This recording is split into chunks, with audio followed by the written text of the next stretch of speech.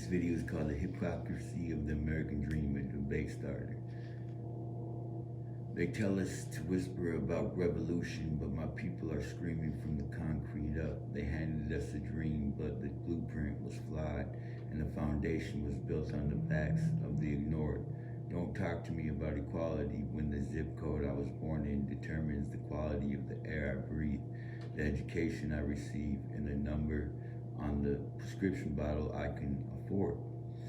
The clock is ticking, and the system is still leaking.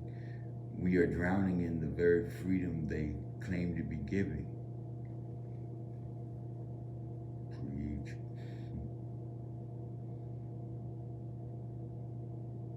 We are here today to discuss human rights and social injustice, but let us strip away the polite language and the academic theory. The fundamental injustice is not merely that rights are denied, but that access to dignity is commodified and sold only to the privileged few. I stand here not to mourn, but to make a declaration. The time for incremental change is over. The greatest barrier to true justice in this country is the comfortable silence of those who benefit from the status quo.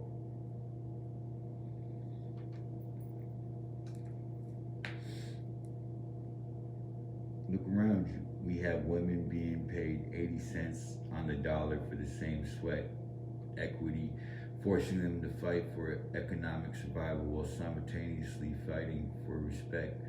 We have communities choked by systematic racial bias, not just in the prison pipeline, but in the lack of clinics, the failure of schools, and the constant subtle microaggression that wears down the soul.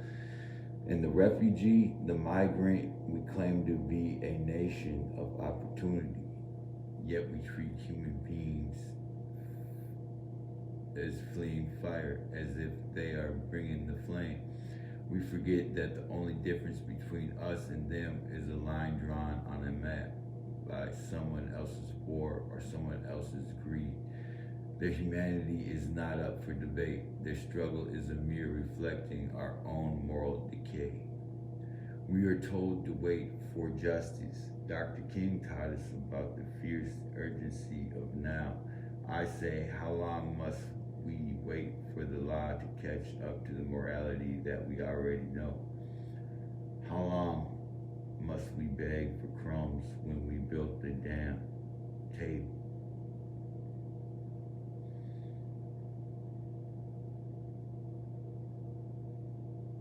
The issue isn't funding, the issue is faith. Not faith in a deity, but faith in the lie that things will get better if we just stay quiet and follow the rules written by our oppressors. You want to shake the drugs off? You want to climb out of poverty? It takes a revolution from within, yes, but that fire must be met with revolution from without. You cannot expect a man to find Jesus when Jesus is silent on the suffering of his children.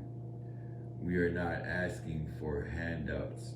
We are demanding the removal of the boots currently standing on our throats.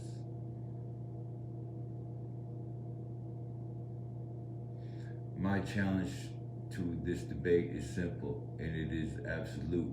Are you ready to sacrifice your comfort for our freedom? I am. Or will you remain as a silent accomplice in the greatest human rights crisis of our time, the calculated, sustained theft of dignity from the vulnerable? The revolution is not coming. The revolution is here. It exists already, and it starts right now.